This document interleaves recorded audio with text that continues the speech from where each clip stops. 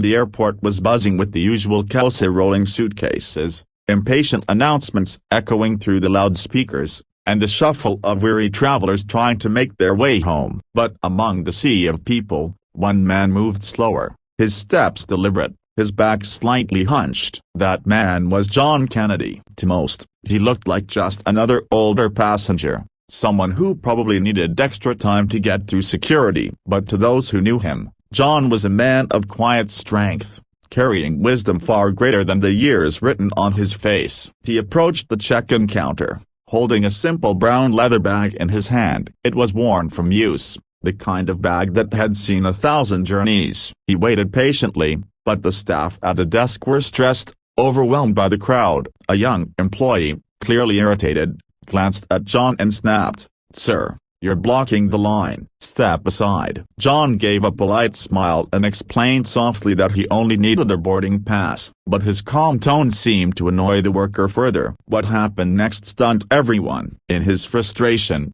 the staff member shoved John with his leg, nudging him roughly to the side as if he were just another obstacle in the way. The crowd gasped. An elderly man, treated so harshly. Some pulled out their phones, others muttered in anger, but John himself didn't raise his voice. He simply steadied himself, clutching his bag tightly. His dignity was unshaken, though his eyes revealed a quiet pain. The manager rushed over, alarmed by the commotion. "What's going on here?"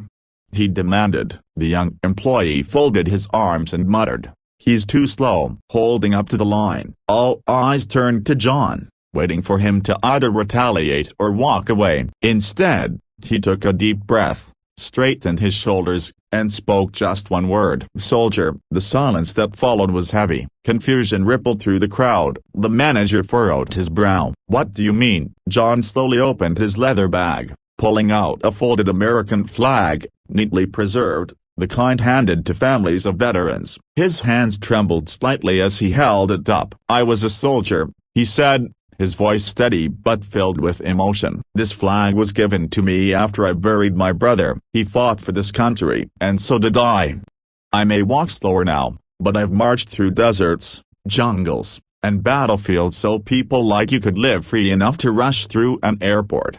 The employee's face drained of color. The manager's mouth fell open, and the surrounding crowd grew eerily quiet. A woman in line dabbed her eyes with a tissue. A man in a business suit whispered, "God bless him." The weight of John's single word "soldier" hit everyone like a thunderclap. It wasn't just a word. It was a life lived, a sacrifice made, a reminder of respect forgotten. The young staff member stammered, trying to form an apology, but John didn't lash out. Instead, he gently placed the flag back into his bag and gave a small nod. "Respect doesn't cost anything," he said softly, "but it means everything." By now, the airport manager was visibly shaken. He immediately ordered the employee to step aside and personally escorted John to the first-class counter. "Sir, on behalf of this airport and this country, I want to apologize," he said. "You will be given the respect you deserve." John simply smiled. He wasn't looking for free upgrades or apologies. All he wanted was kindness,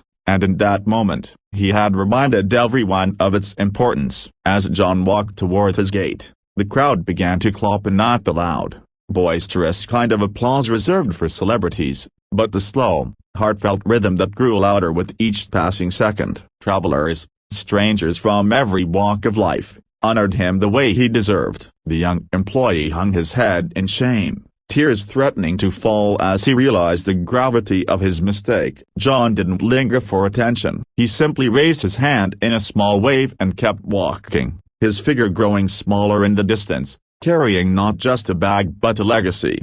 By the time his plane took off, the story had already spread across social media. The video of the moment was shared thousands of times, sparking conversations about respect, patience, and gratitude for those who had sacrificed so much. But for John, none of that mattered. He wasn't seeking fame or pity. He only wanted to remind the world that a little kindness could change everything. And indeed, it did. That day, in a crowded airport, a single word "soldier" transformed anger into respect, shame into humility, and strangers into witnesses of a powerful truth: you never know the battles someone has fought, so treat everyone with dignity. The airport staff learned it the hard way, but the regret etched on their faces carried a lesson that would last a lifetime.